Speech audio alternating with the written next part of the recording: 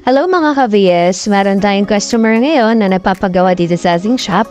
Ito ay concern niya yung aircon. So hindi daw lumalamig, so kaya pumunta siya dito. So ito yung mga kasamahan natin, ginagawa po yan. Sinisimula na pong tanggalin yung dashboard ng sasakyan. Para po sa gayon ay makuha po yung mismong evaporator na nakalagay po din sa harapan ng kotse ni Sir. So makikita niyo po dito ka-VS, natatanggalin po yan at ilalagay po muna sa tabi. Para sa gayon po pagkatapos ay lilinisin po ito ng ating mga kasamahan gamit po yung water pressure.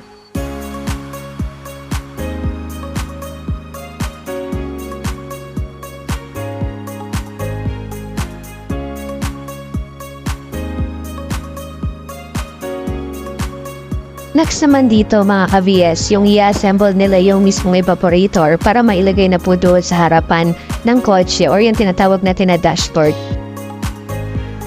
So ito na ka-VS, dinala na po ni Kuya. So panoorin niyo po yung buong video para sa gayon po mapanood ninyo kung paano po siyang gawin.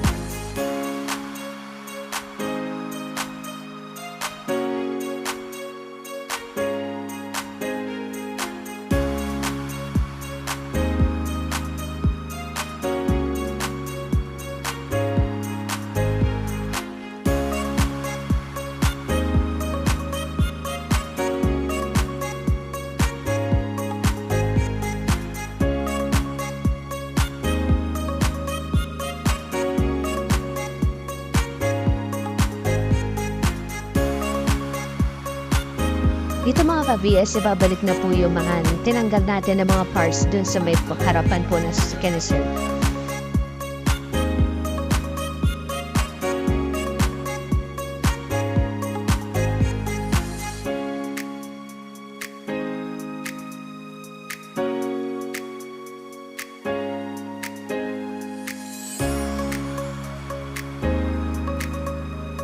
Dito makikita nyo na lalagyan natin yan ng fabric conditioner or downy para kapag nag-start na pong lumamig yung mismong aircon ng sasakyan ay mabango po siya.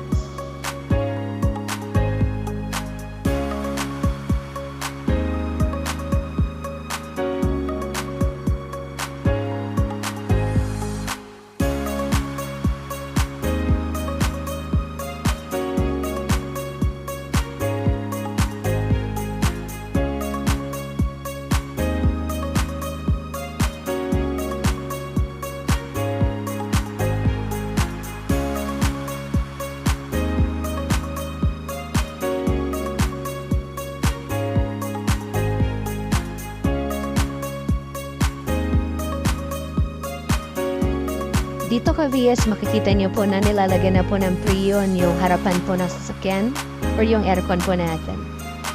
So, check lang po yan nila para ma-make sure po na maayos po yung aircon na ginawa natin. So, ito na ka-VS, okay na po. Para sa mapapagawa or kailangan ayusin yung sasakyan, pumunta lang kayo dito sa shop natin sa BS World Spare Parts Shop sa May Malahacan.